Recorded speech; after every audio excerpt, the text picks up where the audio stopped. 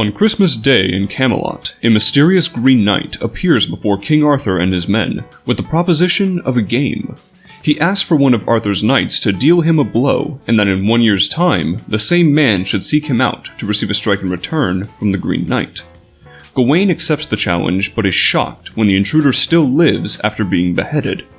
Now, Gawain must set out on a quest that will challenge his principles as he seeks the Green Knight to receive an equal blow to that which he dealt him.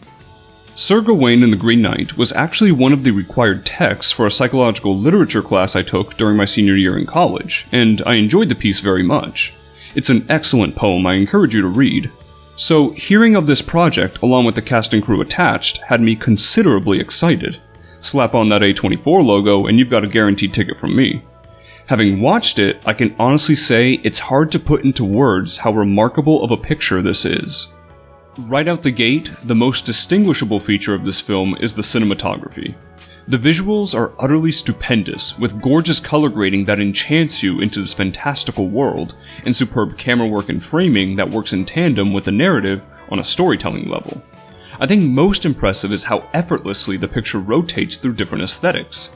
At times it looks desaturated and gritty, while at others the frame is fully bathed in strong colors. It delves into surrealism, gothic imagery, and even poetic realism. But no matter the coding, it's always in service of the themes being conveyed, making it feel not like a bunch of different ideas poorly stitched together, but like an elaborate tapestry telling a grander tale beyond just the script. Easily the best looking movie of the year so far, The Green Knight is nothing short of stunning in its presentation. But is this just a splendidly shot movie that's all style and no substance? Absolutely not. However, I can see why many might think so. The Green Knight is very light on plot. Gawain has to go from point A to point B, and several things happen to him along the way. It's an oversimplification of events, but yeah. I can see a lot of people saying that nothing really happens in this film, that this is just artistic for the sake of being artistic. This is mainly because the obstacles that Gawain runs into are far more psychological and thematic.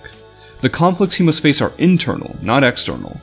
So a very surface level reading might lead you to say that Gawain just wanders about for most of the runtime until he reaches the Green Chapel. The true strength of the narrative arises from analyzing these hindrances and how they relate to Gawain.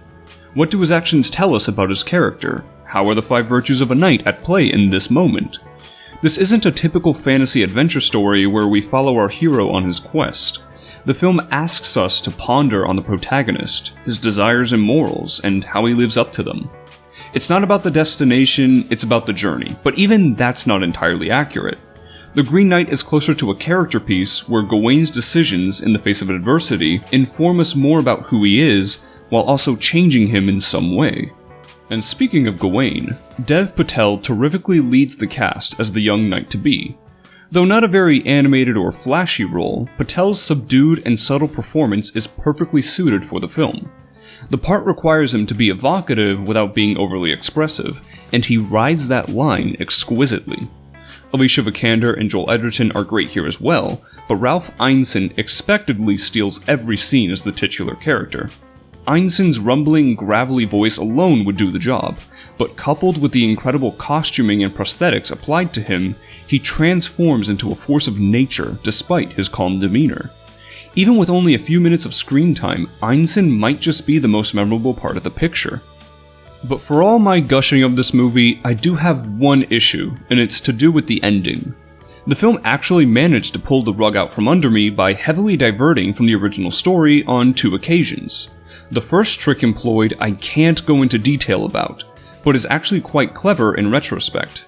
I was unspeakably frustrated initially, as it seemed the picture was ignoring the main themes at play near the finish.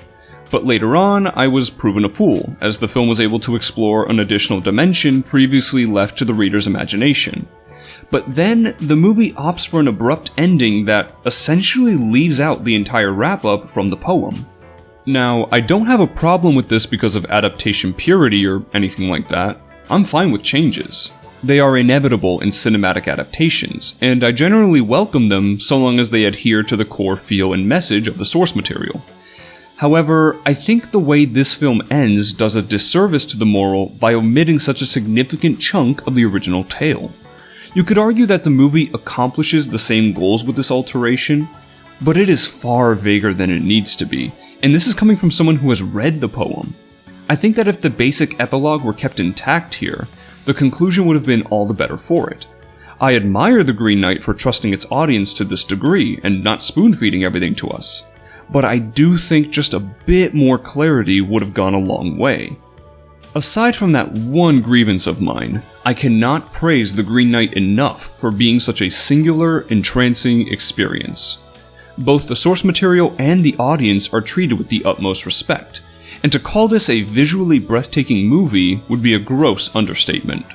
Smart cinematography, brilliant creativity, and intelligent theming and execution allow this Arthurian adaptation to be a triumph of the cinematic medium. I give The Green Knight an A.